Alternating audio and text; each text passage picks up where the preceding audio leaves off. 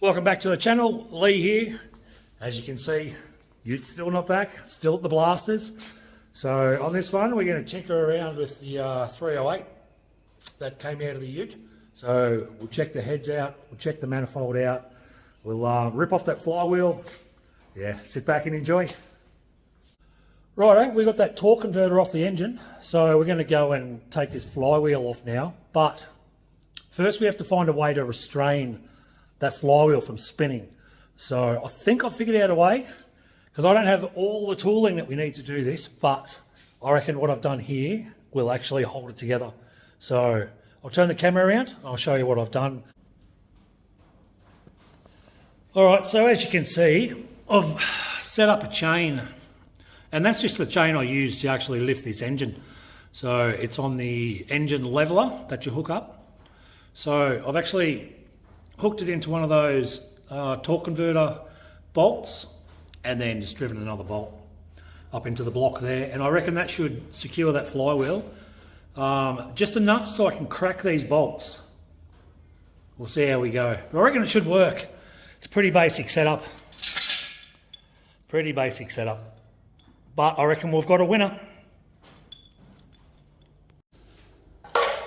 All right, so we got the socket handy. I'm going to need more leverage than that though to get these bolts undone. So I just got the old trusty pipe.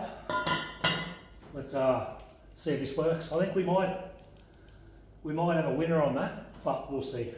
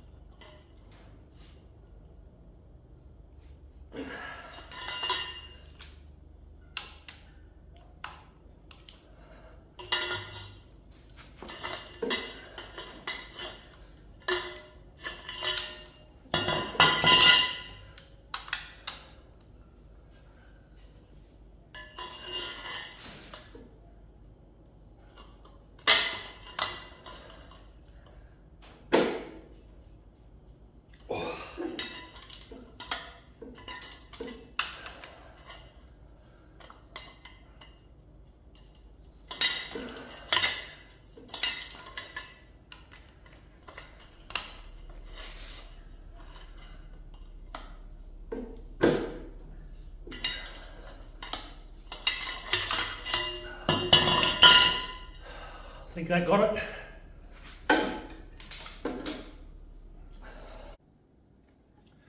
Well, that actually worked quite well using that chain off the engine leveler.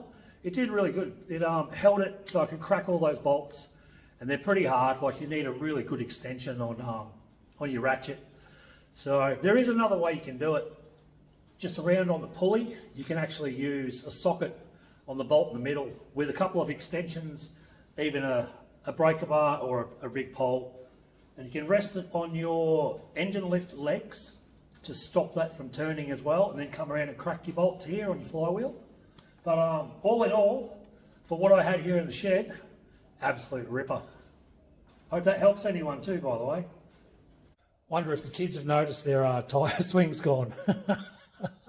I don't think they have, but mate, it's not in very good condition at all.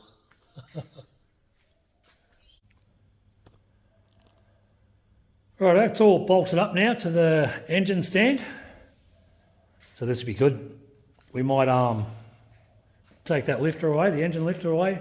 We'll take off these rocker covers. We'll have a look-see. See what we've got in this. There's the old Holly. She's a bit dirty too, by the way. All right, let's get into that and we'll see what we find. Righto, let's talk 308.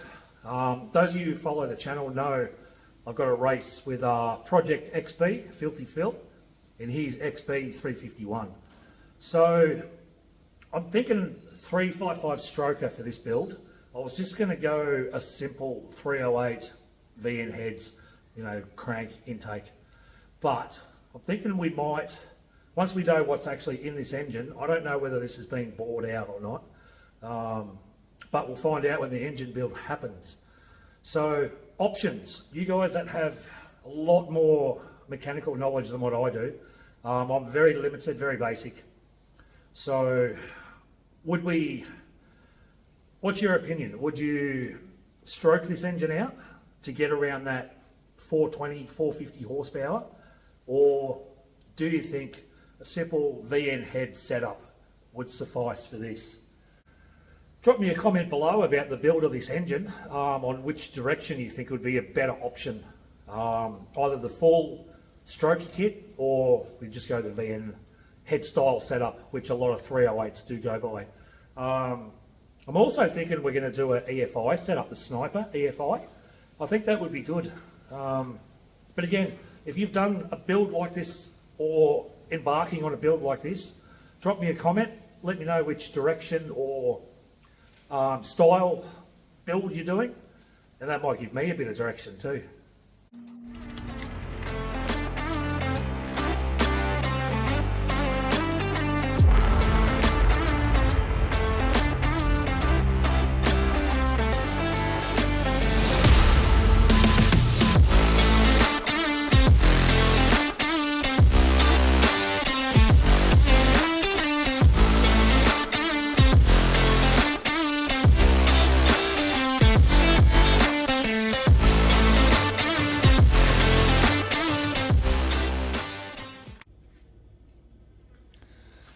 Righto, you can have a look at this engine.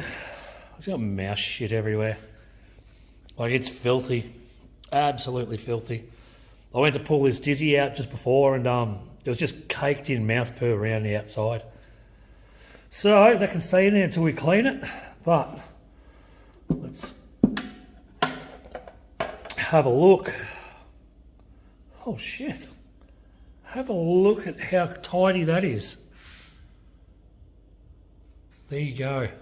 That is clean, clean.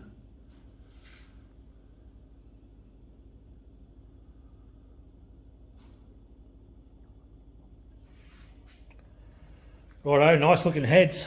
Let's jump around to the other side and we'll have a look. But that side is tidy as tidy.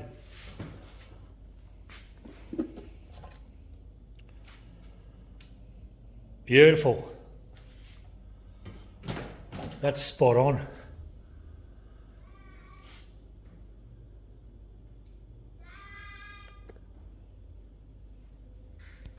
Here come the kids.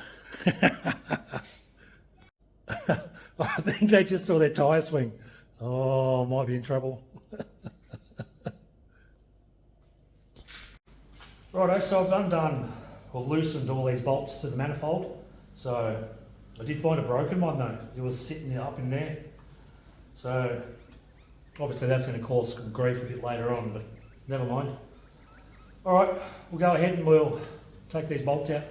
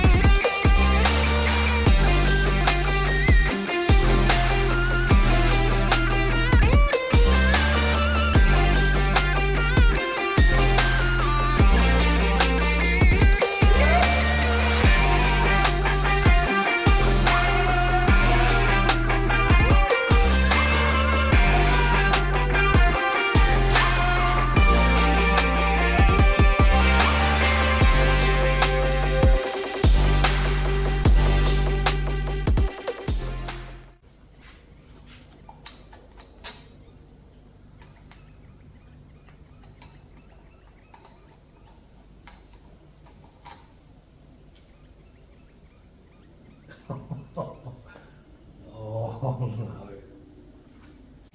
Righto, we got that thermostat housing out now. Like this thing here hasn't been removed in God knows how many years. So we'll have a look inside. Yeah, pretty rusty as I thought. Yep, pretty rusty. But the actual manifold itself, after that pressure wash, right, she came up nice and clean. All right, let's remove it.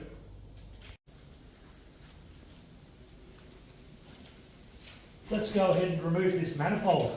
We'll have a look what it's like underneath.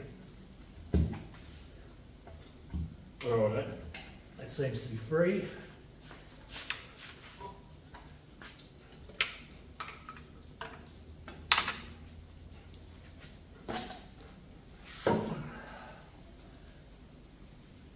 Righto.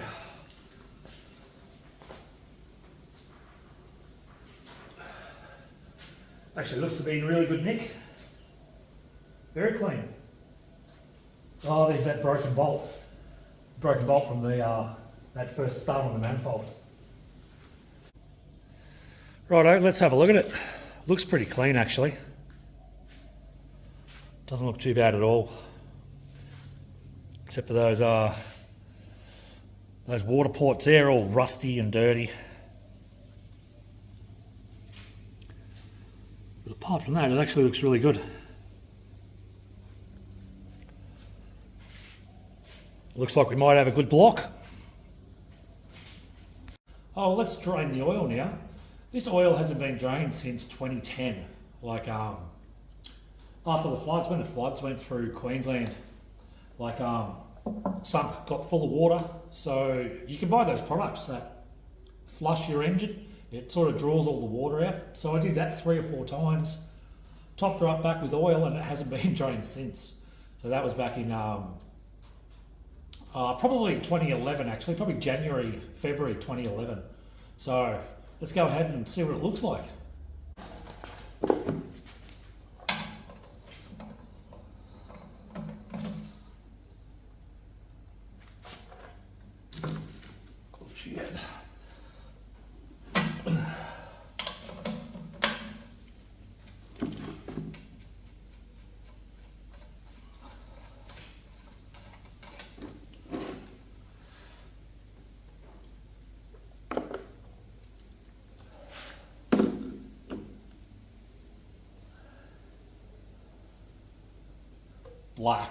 Black.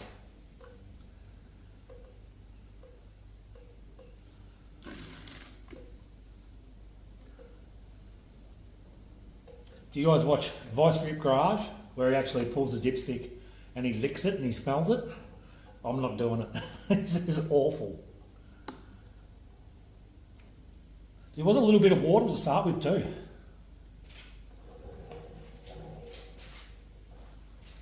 All right, I'll do it.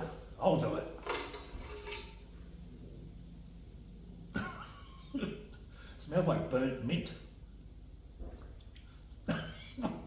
Doesn't taste like mint. Yuck.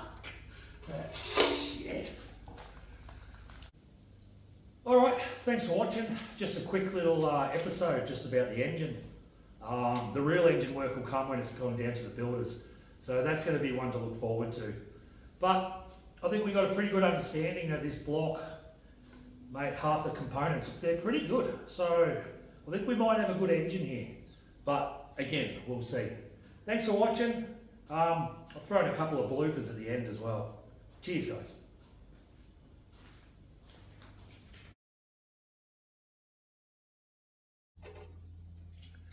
Why would I lick oil? That smells like burnt mint.